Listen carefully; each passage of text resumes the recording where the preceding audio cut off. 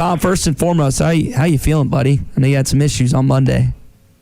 Yeah, I'm feeling good. I woke up spinning that morning and pretty nauseated, so doing a lot better. Okay. Good to hear that. Yeah, good to hear that. I've had some issues this week with two of my buddies that are going through some family stuff. So I got that from you on Monday. So I guess it's just a sick week for a lot of Arkansans. Tom, let's talk some football, and I'm going to roll through two things with you real quick: the offense and the defense. I want you to tell me the position group that you're most confident in on offense first, and then follow it up with defense as well. On offense, I'm going to go, well, I like the quarterback position, but we haven't seen Malik Hornsby in enough situations to, the Texas A&M game, I think 20 consecutive snaps, there were a few jittery plays in there, some negative plays. So I'm going to say running back. And I think Malik Hornsby's getting better, by the way. But running back, I mean, when you think that Dominic Johnson will be back with this group and what we've seen of Rocket Sanders' continual improvement, leadership, the fact that we believe A.J. Green's going to be a really good tailback and a cool kid, and then you're adding DeBinion and Joyner on top, that's a pretty stacked room. So I'd say tailback on offense. And on defense, I mean, it depends on, if you're splitting safeties and, V cornerbacks, nickelbacks, and that kind of thing. I like the linebacker group right now, even though they lost two big-time veteran guys. I think adding Drew Sanders in there and the fact that they really like what Pooh Paul is going to offer when he comes back from his concussion protocols, and then Jordan Crook as a freshman. I would say linebacker, but safety's probably not far behind when you're thinking of Catalon, Bishop, Jaden Johnson, and that group. When do we get to see Jaylen Catalon tackle somebody? Will it be in the Cincinnati game, or with that shoulder and just knowing his history and knowing his level of play? When will guys like him be really? I don't ever expect KJ Jefferson to be green lighted for any contact, but some of these guys on defense that need to get ready. Will it be the first game, or you think we'll see it in the fall?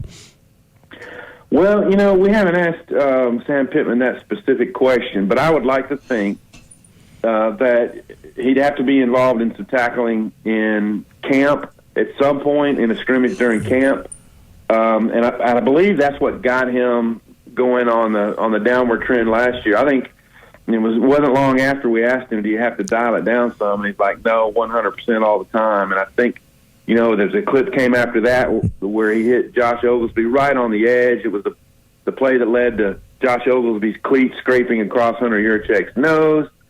And soon after that, I think he did something with his shoulder. He wasn't playing like his normal self, as we all know during the first 6 games. Just wasn't quite throwing that shoulder in there. And then, of course, after the Ole Miss game, he had the surgery. But we know what he can be. And I think if you get him to the season 100%, then we're going to see a different Jaylen Catalon this year. But I think you got to tackle a little bit. I'm talking about maybe 5-10 tackles during camp. Yeah, I think you got to get that shoulder tested out at some point. Defensive line. I mean, we know that's the area where the best teams always excel in this league. But what have you seen so far in the handful of opportunities that? What's your assessment of the front line for the defense this year? I'll tell you this. This is what I think about the defensive front line. That you can tell, like, this is a legit SEC team because the names don't pop out to you. Isaiah Nichols, he's plugged away. He's a good kid. He's stuck with the program. But he's not a superstar, but he's playing well. And Torian Carter is playing well. And so I say all that to say that they're a better team, and they're going to do their assignments, and they're going to tie up blockers, and they're going to do things, and they're going to hold their gaps. And in past teams before Sam Pittman got here the last several years, you just didn't know what you were going to get, and so there's not a ton of depth there right now. And Cam Ball is coming along, a 320-pounder.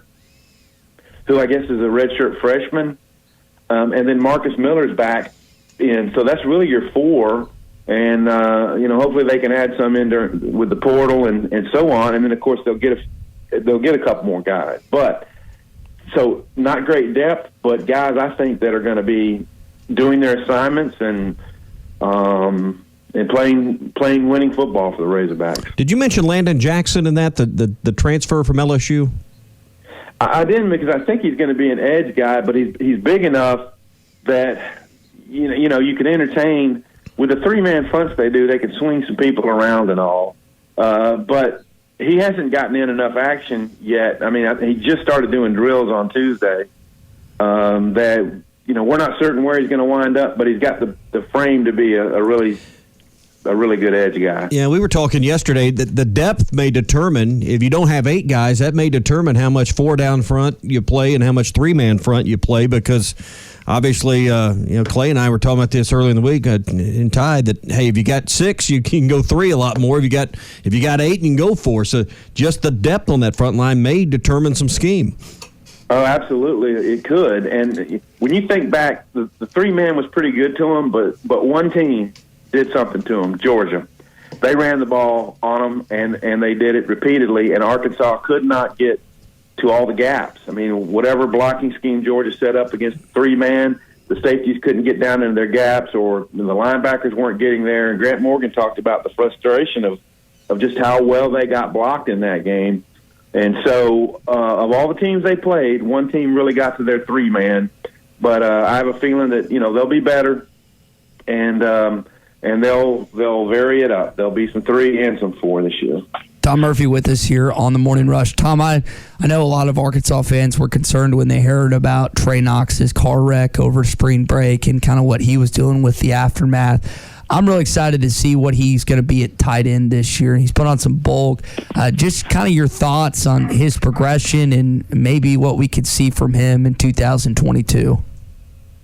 Right. I'm going to base my answer on what I've seen from him on the sideline since that. And he seemed to be in really good spirits and joking with his teammates and being right there. And, he wouldn't be out in the sun or out in the element if it was, I think, a super severe deal, like post-concussion stuff.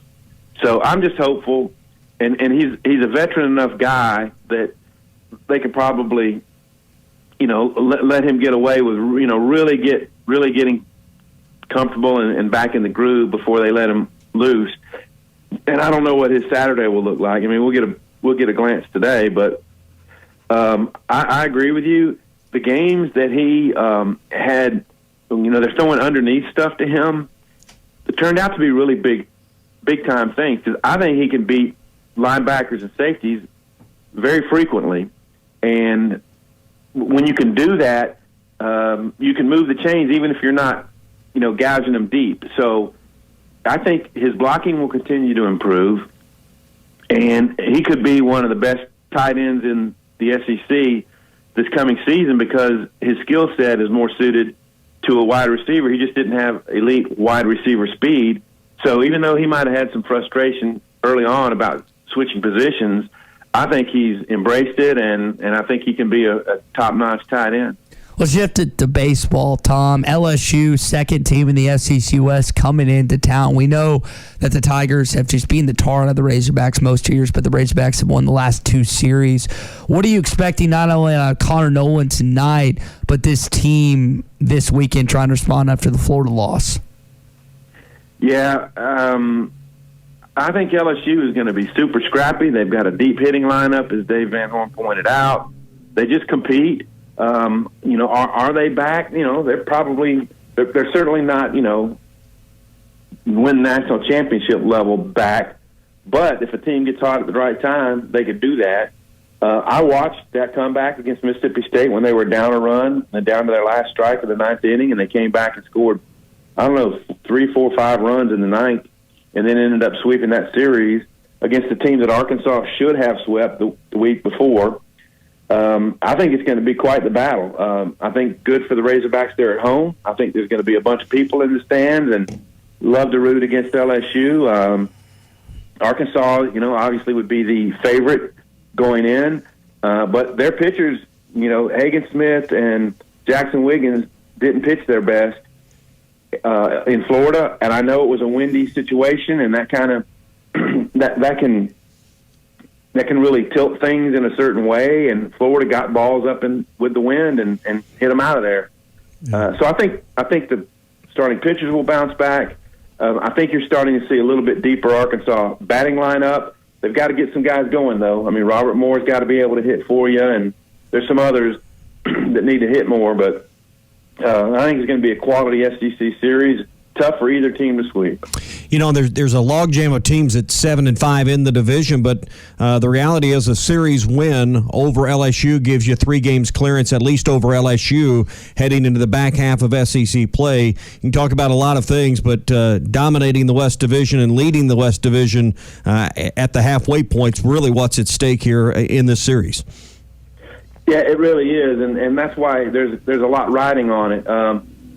And as I mentioned, I just think if they can get the middle of the order going, if guys like Lanzilli and Turner and Moore can hit, I mean, I think you're seeing, further down in the order, Battles and Gregory, they're hot right now. Slavens is hot right now. If you can get a couple of other guys that can contribute one key hit somewhere in the series, get the Peyton Stovall, Moore, Caden Wallace has been pretty consistent at the top of the order, then I think you're going to score enough runs to win the series. But LSU, I mean, very, very intriguing. I've been able to watch a little bit of their games, and they certainly have some pop and a deep batting lineup. So I think it's going to be a fun, well competed series. And you're right, Arkansas the last couple of years they've been kind of the muscle in the SEC West, and now they're the team that people aim for, much like Tennessee has risen up to be on the other side. Mm-hmm. Tom, good stuff. Have a great Easter weekend. Enjoy practice and the baseball games, and we'll talk to you on Monday. All right. Sounds great. Have a great weekend. Tom Murphy, Arkansas Democrat-Gazette, Whole Hog Sports with us here on the Morning Rush. Is your number one source for all your betting needs, sports info, and odds. Find all the latest sports developments, including this week's odds for the Masters Championship and the start of Major League Baseball season. BetOnline is your continued source for all your sporting wagering needs, including live betting and your favorite Vegas casino and poker games. It's super easy to get started, so join today. Learn why everyone is saying BetOnline is the fastest and easiest way to wager on popular sports and games. BetOnline, where the game starts.